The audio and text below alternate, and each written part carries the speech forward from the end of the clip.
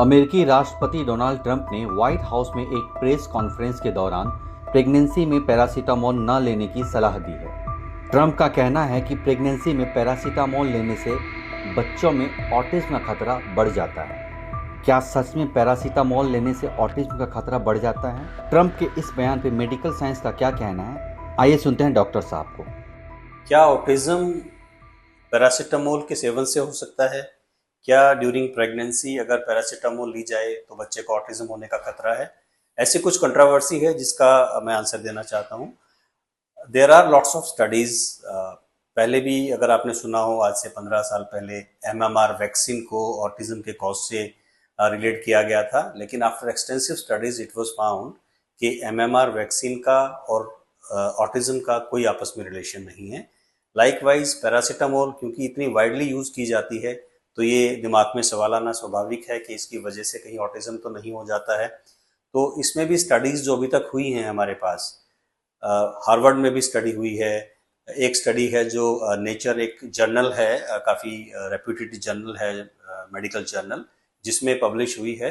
तो कोई सिग्निफिकेंट ऐसा डिफरेंस सामने नहीं आया है उन लेडीज़ में जिन्होंने पैरासीटामोल का सेवन किया है प्रेगनेंसी के दौरान as compared to the control group जिन्होंने पैरासीटामोल नहीं ली है। तो कोई स्टैटिस्टिकली सिग्निफिकेंट फर्क देखने को अभी तक नहीं मिला है और ना ही किसी प्रोफेशनल बॉडी ने इस आर्ग्यूमेंट को अभी तक सपोर्ट किया है।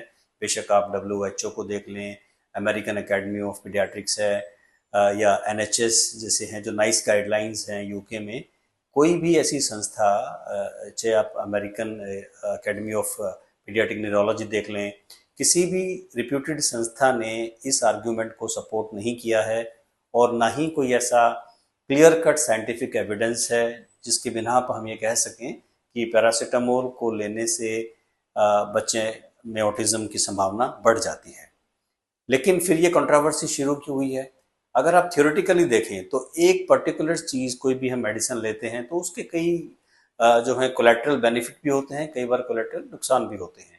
तो when I was studying the literature तो उसमें थोड़ा देखने को मिला कि पैरासीटामोल अगर आप लेते हैं तो उससे कई बार जो है ग्लूटाथायोन का प्रोडक्शन है वो कम हो जाता है या थोड़ा ऑक्सीडेटिव स्ट्रेस बढ़ जाता है, जिससे कहीं ना कहीं इनडायरेक्ट वे में हमें उससे लिंक करता हुआ दिखता है सिस्टम के। हाँ, शायद वहाँ से कुछ ना कुछ चीज़ निकल के आती हैं जिसकी वजह से शायद ऑटिज्म की संभावना बढ़ जाती है। लेकिन ये जो तर्क है बहुत वीक है और इसके बिना पर ना तो हम ये बोल सकते हैं कि ऑटिज्म जो है पैरासीटामोल से होता है या पैरासीटामोल नहीं लेनी चाहिए।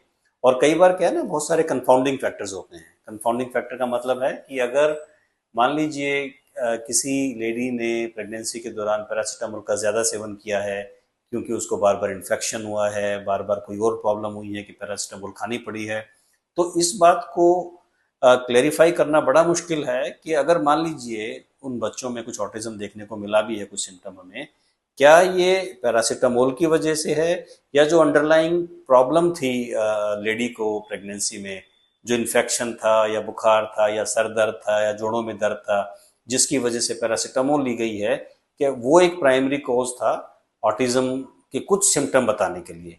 हालांकि ऑटिज्म, जैसे हम पहले भी अपनी वीडियो में बता चुके हैं, ये मल्टी फैक्टोरियल है और सही से इसका कॉज अभी तक हमें नहीं मालूम है कि इसमें कुछ जेनेटिक कोई रोल प्ले करती है, एनवायरमेंटल फैक्टर हैं, कुछ डाइट है, कुछ पोल्यूशन है। तो इसको एक बॉक्स में डाल के ये बोलना कि इस पर्टिकुलर चीज़ से ऑटिज्म होता है बड़ा मुश्किल है। तो in conclusion I would say कि ऐसा हमारे पास कोई स्ट्रॉन्ग आर्ग्यूमेंट नहीं है कि हम ये बोलें कि पैरासीटामोल के प्रेगनेंसी में सेवन करने से ऑटिज्म होता है। Thank you very much.